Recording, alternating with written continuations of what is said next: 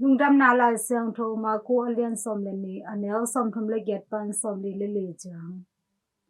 Yesu in thua hi lai takin lai sang tho sem te pan in naki kem un amau te in pon tol silin va koi no mu a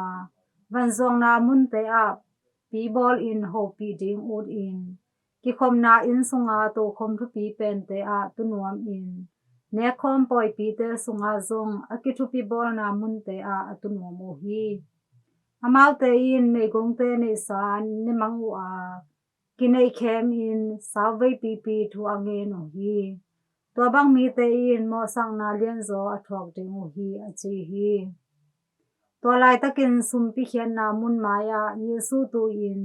ni hon pi te in biakin pi sum khol na sunga amau sum a khia ru a in hi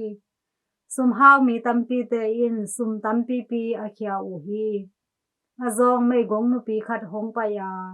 pen ni pe khat to akikim dang kasan tang ni a khia hi to chang in Jesu in anu zui te sama ken aman tak pi kong gen in a hi azong mei gong nu in midang teng khen pe usang in sum kol na a tam a khe zo hi bang hang hiam chi le amau te in asum wal lak pan un a khia u a hi tuan mei a hi le zong na pi in ama ki wang na ding sin nei lo in anei khem pe a khia hi a chi hi in to pa lungdam na lai sang tho hi Christu to pa o na tunga phan na ta hen